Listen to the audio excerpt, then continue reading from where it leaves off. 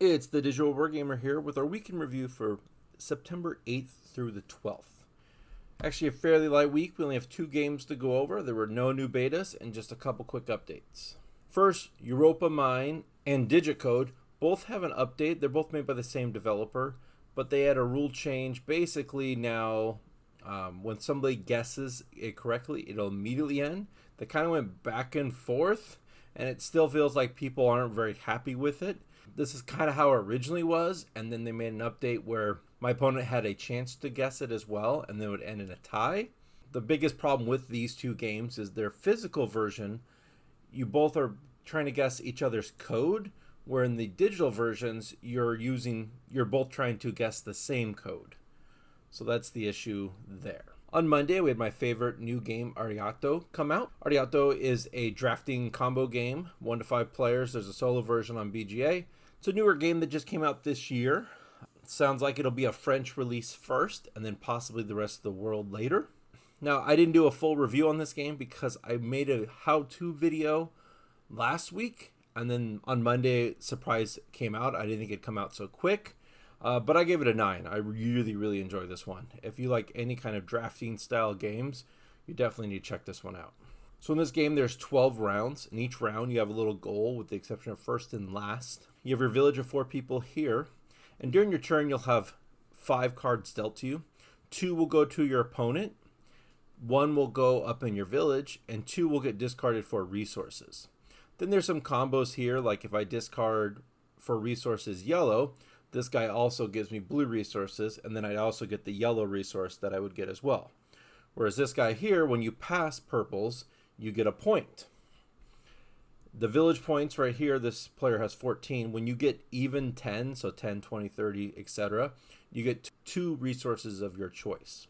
Then you can pay resources out here on the left side. You'll put a little favor token on them, and then you send them to this area over here, and this is where you're going to score the points on the top left of each card.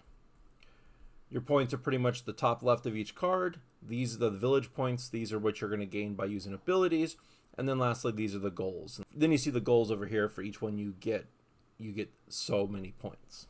It's just a lot of fun. I really enjoy drafting combo style games. This one feels really good. The only thing I wish there'd be a little bit more is these 2 cards here are double-sided. I'd like to see maybe more possibility of goals. It might be a nice addition. And then you could also change up the abilities a little bit as well. Then on Wednesday, we had Forest Shuffle Dartmoor, a standalone version of Forest Shuffle. Forest Shuffle is another popular card combo game. This one's out physically now, so you could buy it. Like I said, it's a standalone edition. You see it's voted best with 3 so far with 200 ratings. You see I gave it a 7, and that's what I gave the original Forest Shuffle as well. One of the big things here at the beginning of the game, you'll get these cave cards here. The cave cards will all be slightly different. This one here, I start with more cards, and then if I can get cards on my cave, I score points. And then you see my opponent's card there, kind of the same thing, but he gets 2 less cards, but he scores 5 points. So they all slightly vary. The other big thing are the moors. So this is the universal moor here. These are the backside of a card. I have an ability, there's several abilities that allow you to flip over cards and create these universal moors. But there's also these woodland, wetland moors as well. Now, the big thing that differs with these is you see that you can put 2 guys or 2 cards underneath and 2 on top, but nothing can go on the left or right. Then it's just the same old game trying to find the combos, score the most combos. If you've never played before, you basically are going to be playing cards down. You see in the top left there's a cost. If you pay the cost out of the cards out of your hand, then you play it down. Or if you don't play a card, you're going to draw 2 cards either from the opening here, or you could draw from the deck.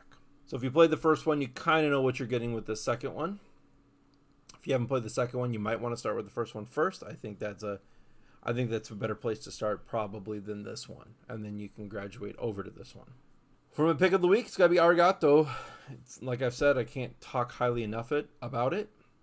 I don't normally rate games so high. There's only been, I think, 2 9s that I have rated on BGA since I started reviewing games. So I definitely think if you like 7 Wonders or any other kind of drafting game, I definitely think this is one to take a look at.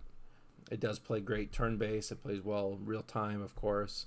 So it's just really good game, and one that I probably, if I don't play it too much on BGA, I'll probably look out at getting a copy physically when it's available. Well, I've been the Digital Board Gamer. As always, good luck and have fun.